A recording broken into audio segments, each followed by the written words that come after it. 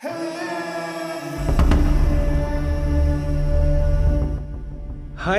sahabat jari pelawices, apa kabar kalian? Tentu saja harus sehat-sehat ya, amin. Dan kali ini teman-teman, saya akan memberikan pertandingan yang ciamik. Satu melakukan penyerangan dari sayap raja, dan satu melakukan penyerangan dari sayap menteri. Mana yang lebih unggul? Ambil ilmunya dan siapkan konsentrasi tinggi. Pertandingan pada saat ini Magnus Carlsen versus Gawain Jones, Chessable Master 2022. Masih segar-segar dong di ingatan kita. Siapkan konsentrasi tinggi, saya akan menganalisis sesederhana mungkin jalannya pertandingan. Selamat menyaksikan.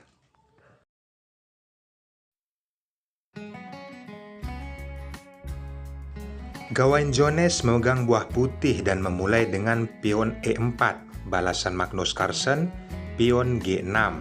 Pertahanan modern terjadi di papan. Putih pion D4 dan hitam gajah G7.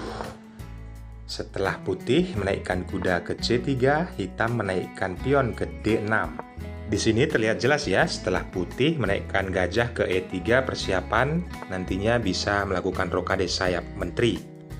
Hitam pion A6, lalu putih jelas menteri D2. Langsung agresif, hitam menaikkan pion B2 langkah dan putih juga menaikkan pion H2 langkah. Serangan sayap raja versus serangan sayap menteri. Mana yang lebih unggul? Kita pelajari teman-teman. Magnus Carlsen mengeluarkan kuda ke F6.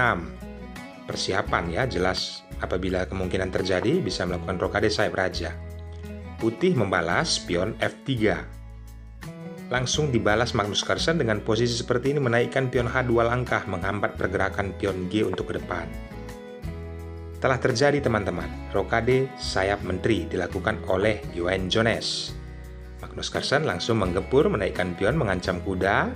Di sini Gawain Jones menaikkan kuda ke D5 sekaligus mengancam pion. Pertukaran pion terjadi setelah putih pukul kuda dengan pion. Walaupun pion bertumpuk tetapi ini nilai plus ya. Benteng nanti bisa ditempatkan ke jalur E dan mengepin posisi raja hitam. Tetapi hal itu bukan ancaman bagi Magnus Carlsen. Dia fokus menaikkan pion A satu langkah. Lalu jelas saja Gawain Jones menggeser benteng teman-teman, memindahkannya ke jalur E dan mengepin posisi raja hitam. Apa yang dilakukan oleh Magnus Carlsen? Yaps, menaikkan pion C satu langkah mengajak pertukaran. Dan hal itu telah terjadi. Kini pion dipukul oleh kuda. Putih mengeluarkan gajah mengepin posisi raja, mengancam posisi kuda. Balasan Magnus Carlsen menaikkan gajah, cemerlang teman-teman. Setelah Gawain menaikkan gajah juga ke G5, mengancam ya posisi pion 2 kali. Dan di sini benteng ditempatkan ke A7. Apabila gajah pukul kuda, maka gajah akan pukul gajah. Pion akan terlindungi juga oleh benteng. Cerdas pemikiran Magnus Carlsen. Setelah putih, kuda H3 persiapan untuk ke F4 dan nantinya bisa juga manuver ke D5.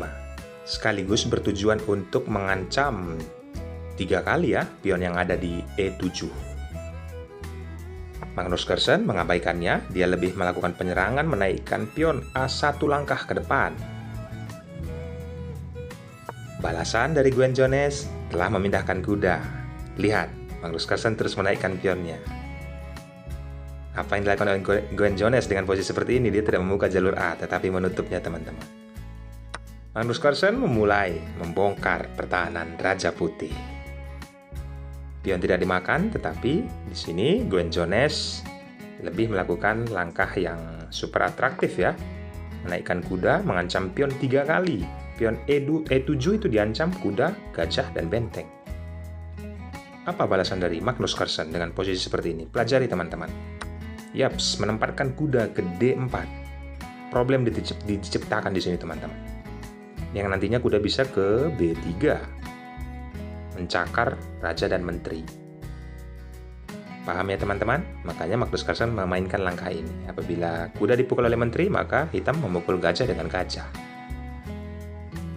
Tapi di sini Jones memukul pion, mengancam menteri. Yaps. Langkah berikutnya ini yang dilakukan oleh Magnus Carlsen. Skak. Raja naik memukul pion. Magnus Carlsen menggeser menterinya dan posisi skak. Yap, putih. Raja D1. Langkah berikutnya yang sangat brilian oleh Magnus Carlsen, teman-teman. Kalian bisa ambil ilmu ini, teman-teman. Kalian juga bisa post videonya untuk menebak apa langkahnya. Bagaimana, teman-teman? Apa yang dilakukan oleh hitam? Yaps, dia memukul gajah, tidak memukul menteri, teman-teman. Ini yang dilakukan oleh Magnus Carlsen.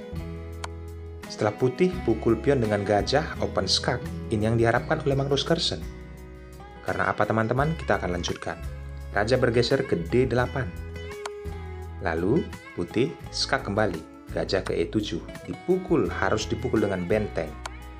Setelah benteng dipukul oleh kuda, posisi mengancam menteri. Lalu dengan posisi skak ya, menteri dipukul kembali. Pertukaran menteri telah terjadi. Langkah berikutnya, Magnus Carlsen memundurkan kuda ke C4, membuat bahaya kuda putih, teman-teman.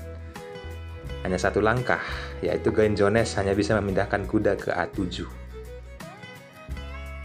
Unggul 1 perwira, Magnus Carlsen.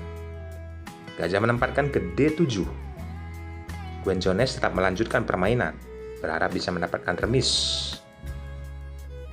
Baik, kita lanjut. Putih di sini menempatkan benteng mengancam kuda, tetapi mudah saja Magnus Carlsen memukul pion dan posisi skak. Raja naik ke E2.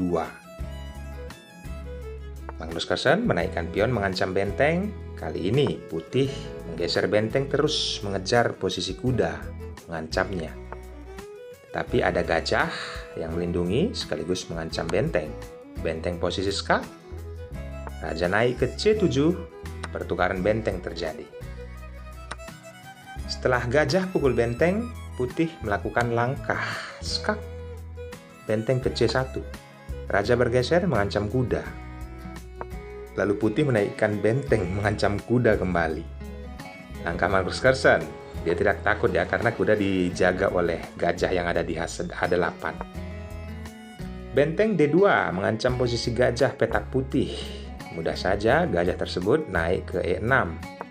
Lalu benteng ditempatkan mengancam gajah petak hitam. Dan kali ini mudah saja. Gajah di C3. Tetap melanjutkan, Gwen Jones belum menyerah. Langkah berikutnya yang dilakukan oleh Gwen Jones adalah terus mengancam, posisi hanya bisa mengganggu, teman-teman. Tetapi di sini gajah langsung posisi skak, raja bergeser ke F2. Tentu saja Magnus Carlsen melahap kuda yang gratisan. Belum juga menyerah, teman-teman. Gwen Jones memukul pion. Dan Magnus Carlsen menaikkan kuda mengancam raja. Raja mundur ke G1. Kali ini gajah naik mengancam posisi pion A3 dan benteng naik mengancam posisi pion H5. Setelah raja naik, lalu benteng pukul pion, gajah pukul pion. Di sini Gwen Jones menyerah. Kita lanjutkan, teman-teman. Apabila ingin dilanjutkan dengan posisi seperti ini, asal jangan mabuk atau menghayal, sudah jelas hitam pasti menang mutlak. Ambil pelajaran pentingnya, saya sudah memberikan analisis sesederhana mungkin. Penyerangan dari sayap raja versus penyerangan dari sayap menteri. Mana yang lebih unggul kalian sudah saksikan. Langkah-langkah terbaik dan analisisnya saya sudah berikan. Dukung terus channel ini agar saya terus memberikan pertandingan-pertandingan dunia yang berkelas pastinya. Memberikan pengalaman ataupun pengetahuan kepada kalian. Subscribe dan nyalakan loncengnya. Akhir kata, saya ucapkan thanks and God bless. Bye-bye.